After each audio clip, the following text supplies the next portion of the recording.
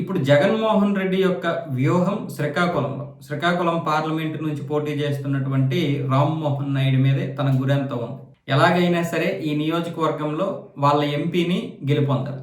ఎలాగైనా సరే రామ్మోహన్ నాయుడిని ఓడించాలి. అంటే వాళ్ళ ఎంపీ గెలుపొందడం కంటే కూడా రామ్మోహన్ నాయుడిని ఓడించాలంటే ఏం చేయాలి? కులం పరంగా ఓట్లను చేల్చాలా, లేకపోతే ప్రాంతం పరంగా చేల్చాలా, లేకపోతే ఏ సామాజిక వర్గం ప్రకారం చేల్చాలి? అందుకే ఇక్కడ మత్స్యకారుల్ని లక్ష్యంగా చేసుకొని మత్స్యకారులకి మంచి పథకాలు ప్రవేశపెట్టడమే కాకుండా ఇప్పుడు వెలం వర్గంలో చీలికి తీసుకురావాలంటే మళ్ళీ ధర్మాన కుటుంబాన్ని కానీ సీదిరి కుటుంబాన్ని కానీ ఇక్కడ నిల్చోబెట్టాలని జగన్మోహన్ రెడ్డి చూస్తున్నట్లుగా తెలుస్తోంది. ఎందుకంటే రామ్మోహన్ నాయుడు గత 3 సార్లుగా అంటే విజయ పరంపర కొనసాగిస్తున్నాడు. పైగా అక్కడ రామ్మోహన్ నాయుడిని కనీసం టచ్ చేసేటటువంటి నాయకుడు కూడా వైసీపీలో లేడు. కాబట్టి ఇప్పుడు కులం ప్రకారం విడదీయాలని చూస్తున్నాడు. ఎలాగో రాబోతున్నటువంటి ఎన్నికలు 4వ ఎన్నిక అవుద్ది రామ్మోహన్ నాయుడికి. అంటే ఆ విధంగా చూస్తే ఇప్పుడు 3 సార్లు కాబట్టి 15 సంవత్సరాలుగా ఏకతాటిగా పరిపాలిస్తున్నాడు కాబట్టి ఎంపీగా కొంత వ్యతిరేకత వచ్చే అవకాశాలు ఉంటాయేమో. దాన్ని మనం ఇప్పుడు క్యాష్ చేసుకోవాలంటే ధర్మాన కుటుంబం నుంచి ఎవరినైనా ఒకరిని నిల్చోబెడితే అప్పుడు వెలం ఓట్లు కూడా చీలిపోతాయి.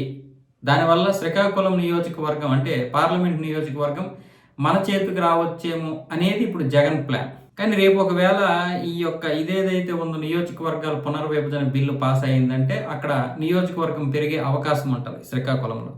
కాబట్టి అప్పుడు 2 నియోజకవర్గాలు అవుతాయి, ఓట్లు కూడా చీలిపోతాయి.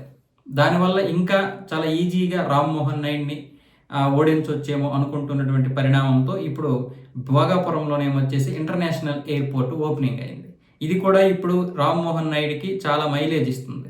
మరొక వైపు ఏమొచ్చేసి రామ్మోహన్ నాయుడిని మాటకారితనంగా కూడా ఎవరు కొట్టలేరు. ఒక మాటలు చెప్పడంలో కూడా ఎవరు కొట్టలేకపోతున్నారు. ఆయన అంటే తెలుగు మీద కానీ ఇంగ్లీష్ మీద కానీ హిందీ మీద కానీ అంత పట్టు ఉంది.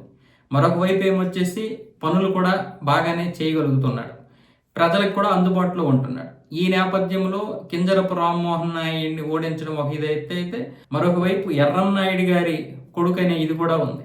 కానీ ఎప్పుడైతే 2024లో గెలిచాడో అక్కడి నుంచి ఎర్రన్నాయుడు గారి కొడుకు కాదు రామ్మోహన్ నాయుడు సపరేట్గా వ్యక్తిగతంగా తన యొక్క దీన్ని అయితే పెంచుకుంటూ పోతున్నాడు. కొన్ని మైనస్లు కూడా ఉన్నాయి రామ్మోహన్ నాయుడికి. మైనస్లు లేవని చెప్పలేము. అంటే ఇప్పుడు భోగాపురం ఎయిర్పోర్ట్ని మినహాయిస్తే అది విజయనగరం జిల్లాకు చెందుతుంది కాబట్టి అంటే ఉత్తరాంధ్రకి వస్తుంది. కానీ శ్రీకాకుళంకి ఒక సిగ్నేచర్ ఇదంటూ ఏం లేదు. రామ్మోహన్ నాయుడు కానీ లేకపోతే కింజరపు ఎర్రన్నాయుడు కానీ తీసుకొచ్చినటువంటిది లేదు.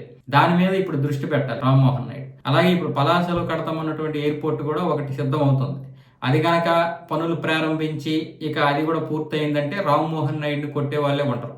ఏదేమైనా సరే రామ్మోహన్ నాయుడిని అక్కడ కొట్టాలంటే కులం పరంగా విడదీస్తే కష్టం. కులం పరంగా విడదీస్తే మాత్రమే ఓడిపోతాడు అనుకునేది మూర్ఖత్వం.